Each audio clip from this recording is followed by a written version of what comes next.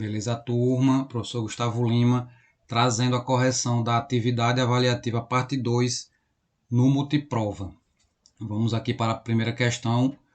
Na verdade, uma combinação. Foram duas questões. Uma parte recebeu essa primeira. As conexões elétricas de um alto-falante são apresentadas abaixo por meio de um diagrama chapeado, esquemático, de bloco ou de fluxo. Então, na eletrônica analógica, apresentamos três tipos de diagramas inicialmente: o chapeado, onde os componentes são representados de forma real, como esse amplificador aqui, ó. Temos o potenciômetro, bateria, chave, capacitor e o alto-falante. Temos também o diagrama seguinte, seguindo o mesmo raciocínio: o funcionamento de um controlador lógico programável, ou CLP, é apresentado abaixo por meio de um diagrama de blocos esquemático, chapeado de fluxo. De blocos, no diagrama de blocos, não precisamos conhecer o interior de cada caixinha, e sim sua funcionalidade. Então, o CLP é basicamente uma unidade de processamento que recebe sinais digitais e analógicos, como o Arduino, por exemplo, e processa internamente e depois envia para as saídas digitais ou saídas analógicas. Precisa de uma fonte de alimentação e um cabo de comunicação com um computador ou com uma central. Então, é um dispositivo muito utilizado na indústria. E o terceiro tipo de diagrama que não foi perguntado é o esquemático, também muito utilizado nos circuitos elétricos. Dessa maneira, essa primeira questão reaproveitada de um sabuletivo, medimos aí o conhecimento sobre os tipos de diagramas. Vamos seguir para a questão 2. Determine o resistor RS, aqui ó, insere com a bateria de 9 e um LED. LED eu sei porque tem as duas setinhas aqui. O que é que eu tenho de informação? A tensão no LED é de 2 volts e nesse circuito em série circula uma corrente de 15 mA. Aqui na direita, ó, corrente I, 15 dividido por 1000 amperes. O que é que precisamos fazer? Percorrer a malha utilizando a lei de Kirchhoff das tensões. Então, mais 9. Passei na bateria, pego o sinal de saída, mais 9. Vou passar no resistor que consome tensão, então menos RS vezes a corrente. Ao multiplicar a resistência e corrente, eu tenho uma tensão. E aqui nesse LED, sinal de saída menos 2 volts. Soma das tensões na malha fechada igual a 0. 9 menos 2, 7. Essa parcela negativa passa por outro lado positiva, RS, e eu já tenho o valor de I, 15 dividido por 1000. Esse 1000 dividindo passa multiplicando, 7000. Esse 15 multiplicando passa para o outro lado, dividindo 15, igual a RS. Setinha para o lado aqui, RS igual. Aí aqui precisa da calculadora, vamos fazer uso aqui de uma calculadora online. Calculadora online. Então temos 7000 em cima, dividido por 15, igual a 400, arredondando, 467. 467 ohms. O primeiro valor superior é 470. Sem nenhum problema, marcamos aqui como resposta. Questão 2 para todos os alunos. Na sequência, outra combinação. Uma parte recebeu essa daqui. Determina a forma de onda obtida no retificador. Vamos lembrar que o circuito retificador, por meio aqui de um diagrama de blocos, tem um transformador que recebe 220 e diminui, por exemplo, para 12 RMS. Passa, sim, outro detalhe, a saída é uma senoide completa. Bloco do retificador, esse valor de 12 é transformado em pulsos com valor de pico de 17 volts, VP. Aqui o 12 é VRMS. Na sequência temos o filtro. Esse filtro a gente já muda o cálculo. Tensão máxima mais a mínima dividido por 2, não vou calcular.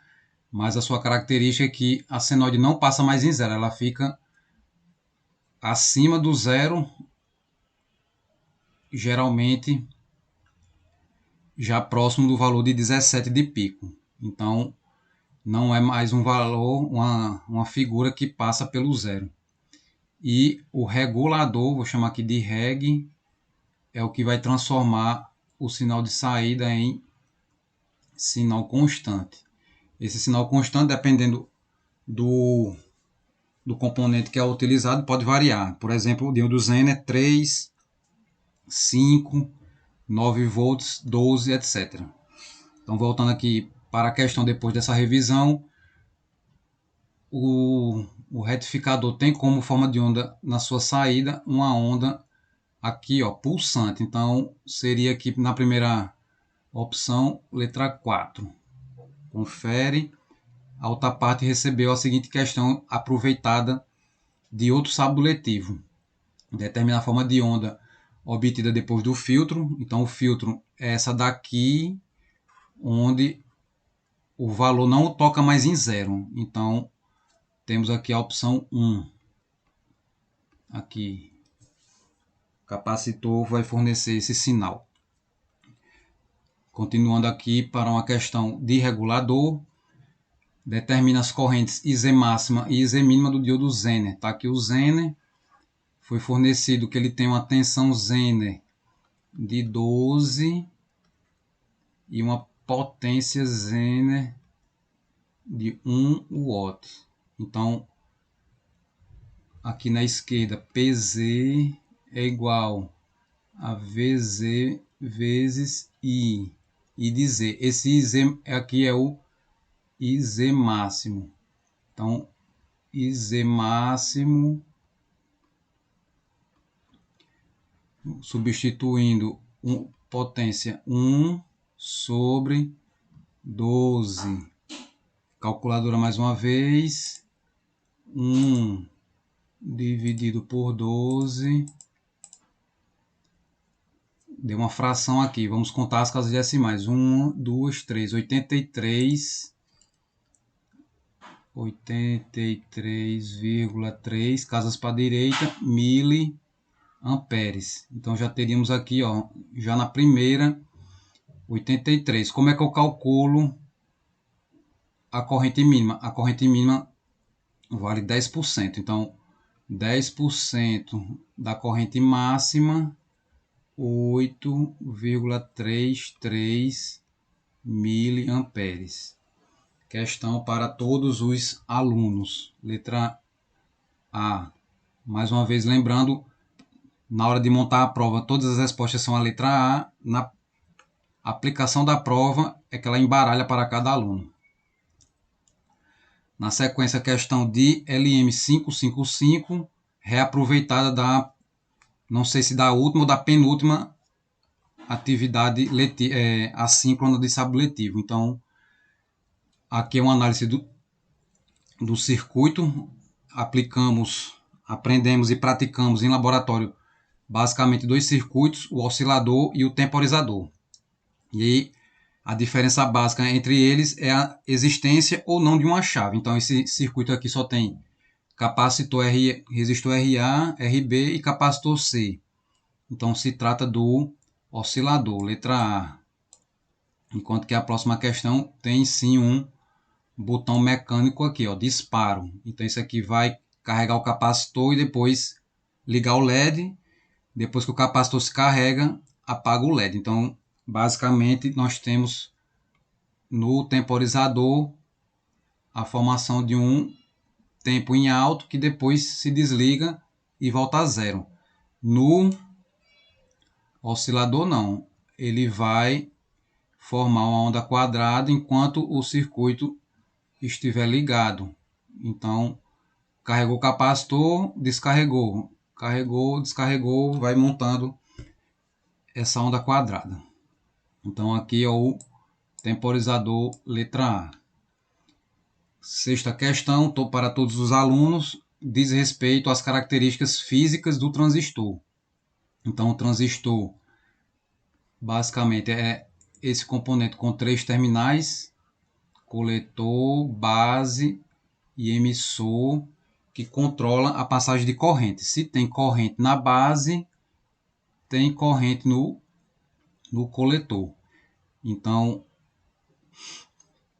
sobre as camadas, o emissor é o que emite portadores. Então, quem será aqui? Muito fina, não consegue absorver todos os portadores emitidos pelo emissor. A maior das camadas sendo responsável pela coleta. Então, coleta tem a ver com o nome coletor. Então, o coletor aqui é o 2. Tem a propriedade de emitir. Emitir tem a ver com emissor, é o 3. Sobrando a primeira, muito fina, é a base. Então, 3, 1, 2 é a sequência para identificar as camadas do transistor.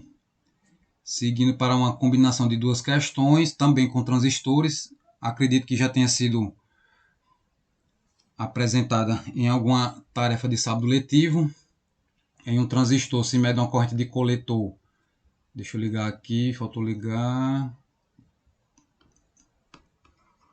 Deixa eu sair e voltar aqui, peraí. Tem disso, vai usar um tempo e ele some aqui a caneta. Voltou. Deixa eu limpar aqui, na verdade. Pronto. Vai ficar com esse errozinho aí, mas não tem problema não. Então, deixa eu expandir aqui a questão.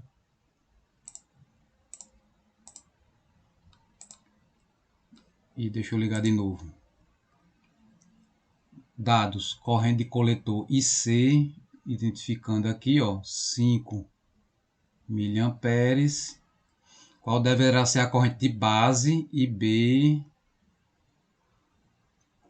se seu beta é 100. Beta 100.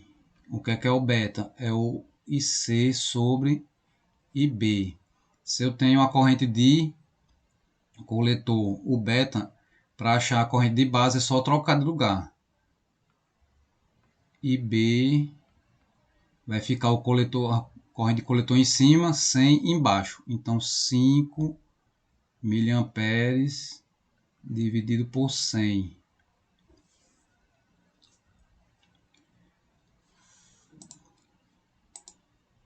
Vamos limpar aqui. 5 dividido por 1000 são os 5 miliamperes. Aí agora dividido por 100 dá quantas casas? 1, 2, 3, 4, 5.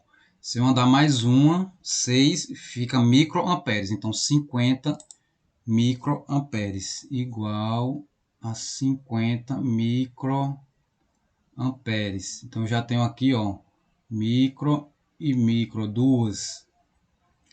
A segunda parte da questão é o valor da corrente de emissor. Corrente de emissor é a corrente de coletor mais a corrente de base. Lembrando que o transistor é um nó. Então, deixa eu vir aqui para cima, lá da lei de Kirchhoff das correntes. O coletor vem daqui de cima, a corrente de base vem daqui da esquerda. Quando se junta no emissor, soma.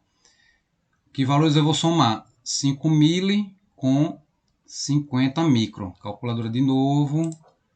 Aqui eu já tenho os 50 micro, mais 0,05 igual. Então eu vou ficar com 1, 2, 3 casas, 5,05 mili. 5,05 mili. Então tá aqui, primeira opção, ok. Com os mesmos dados, só mudando as variáveis, o que é que foi fornecido aqui na Sequência, corrente de base, 50 micro, e a corrente de coletor, 5 mili. Então, para encontrar o beta, tranquilo, IC sobre IB. Quanto é? 5, 10 a menos 3, e embaixo 50, 10 a menos 6. Podemos calcular, limpa a calculadora. 5 vezes 10 a menos 3, é esse valor aqui. O 5 na terceira casa, dividido por... Aí, 1, 2, 3, 4, o 5 e o 0 na sexta casa, formando o 50 micro. 1, 2, 3, 4, 5, 6. Divisão igual a 100. Então, beta igual a 100, dividiu corrente por corrente, não tem unidade. E aqui a corrente do emissor, 50 micro mais 5 mili, 505. Opa, esqueci, zero ficou feio, vamos corrigir aqui. Opa,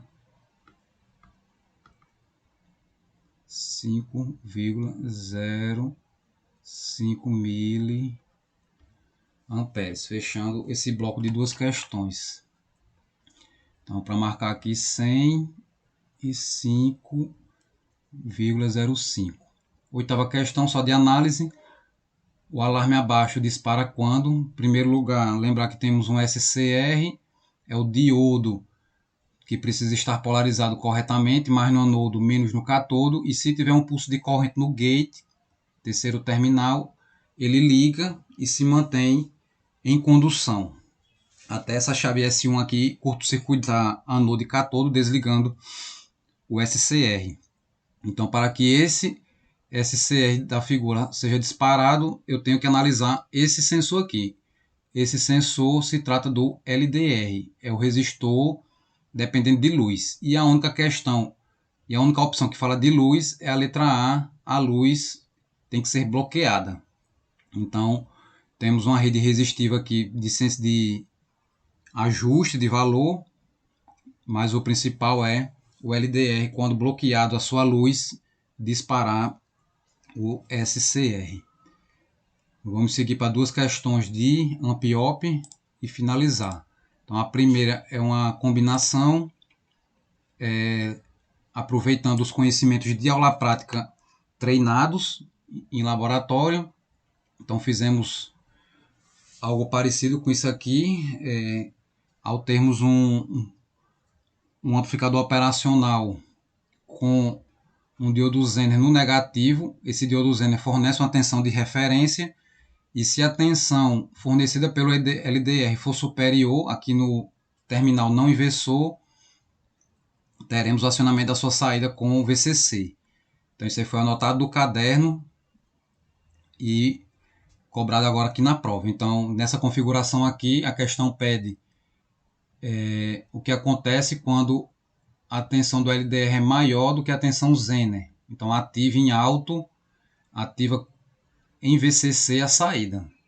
Então, o que acontece com a saída VS e o estado do LED. Então, VS vai para VCC, e como tem energia aqui, eu vou acionar o LED. O LED fica ligado.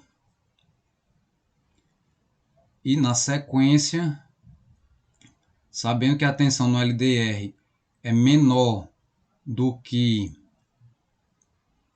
a do VCC, a do diodo Zener, o que acontece? Não dispara a saída fica em zero e o LED não liga. E por último, uma questão de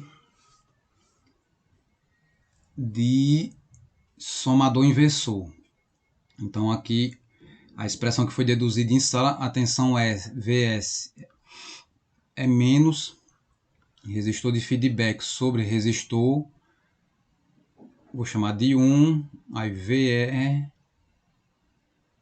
mais resistor de feedback R2, aí a tensão VE mais resistor de feedback R3 vezes VE.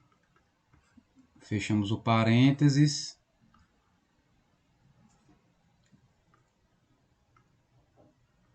Certo. Vamos substituindo aqui embaixo VS menos o primeiro. Todos são 2K, aí aqui sobre 1K. Então vou botar simplificado. 2 sobre 1 vezes 5 mais 2K sobre 2K vezes 5 mais 2K sobre 4 vezes 5, fecha parênteses. VS menos, aqui 2 vezes 5, 10, mais 2 sobre 2 dá 1, vezes 5 dá 5, aqui 2 sobre 4 dá meio, meio vezes 5, 2,5. Então aqui, somando 10 com 5, 15, com 2, 17, 17,5 volts. Lembrar que as entradas estão na inversora, por isso esse sinal negativo aqui. Letra A, fechando aqui a correção dessa atividade. Valeu, turma. Obrigado. Até a próxima.